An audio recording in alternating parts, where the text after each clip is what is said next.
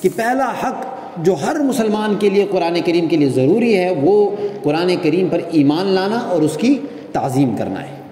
ہر شخص ایمان لائے کہ قرآن اللہ تعالیٰ کی مقدس کتاب ہے،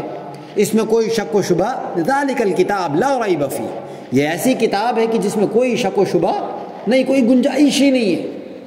اگر کسی شخص کے دل میں رتی برابر بھی یہ گنجائش اور یہ شک ہے کہ شاید ہو اللہ کا کلام، ہو سکتا ہے کوئی تبدیلی ہوئی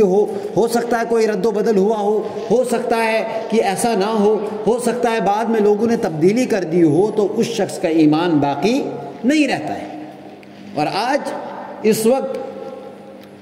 عام طور پر جو سادہ مسلمان ہیں ان کے ذہنوں میں یہ اشکال ڈالنے کی کوشش کی جاتی ہے، ایک شبہ پیدا کرنے کی کوشش کی جاتی ہے کہ قرآن کریم جو ہے یہ اب محفوظ نہیں رہا، بلکہ بعض لوگ تو یہاں تک پہنچ چکے ہیں اور مسلمان وہ یہ سمجھتے ہیں کہ شاید کچھ رد و بدل ہوا ہوگا، شاید کچھ کمی کوتاہی بعد میں ہوئی ہوگی۔ اور یاد رکھیں اگر ایک شخص کے دل میں بھی اتنا سا بھی شک ہے کہ یہ اللہ کی کتاب نہیں ہے، اس میں رد و بدل ہوا ہے، تو اس شخص کا ایمان باقی نہیں رہا۔ لہٰذا اس کے بارے میں اگر کسی کے دل میں کوئی شک ہو، شبہ ہو، اس کو چاہیے کہ اس کے بارے میں تحقیق کرے۔ عام طور پر کیا ہوتا ہے کہ ہمارے نوجوان طبقہ جو ہے وہ اس وجہ سے بھی دین سے دور ہو جاتا ہے اور الحاد اور نہ جانے کیسی کیسی چیزیں قبول کرتا ہے کہ وہ رابطہ نہیں رکھتا ہے کسی کے ساتھ۔ اس کے دل میں کوئی شک آیا، کوئی شبہ آیا، سب سے پہلے تو اس نے خود قرآن پڑھا نہیں، اس نے دین سیکھا نہیں۔ اب جب اس کے ذہن میں کوئی شک اور شبہ ڈالا جاتا ہے، اور نصاب بھی ایسا بنایا گیا ہے اسکولوں کا کہ انسان جو ہے اس کے دل میں پہلے ہی سے اسلامی نظریہ اور اسلامی نقطے کی نفرت بٹھائی جاتی ہے کہ جناب بس یہ لوگوں کا کچھ قول ہے، لوگوں کا کچھ کہنا ہے، ورنہ حقیقت کے ساتھ اس کا کوئی تعلق نہیں ہے۔ چنانچہ اب یہ شخص جو ہوتا ہے اس کے ذہن میں کچھ اشکالات آتے ہیں۔ اب اگر زیادہ سے زیادہ ہوگا، کوئی زیادہ تحقیق کرنے والا ہوگا، کسی اپنے مسجد کے امام سے پوچھ لیتا ہے کہ جناب ایسا مسئلہ ہے، اس کا کیا جواب ہے؟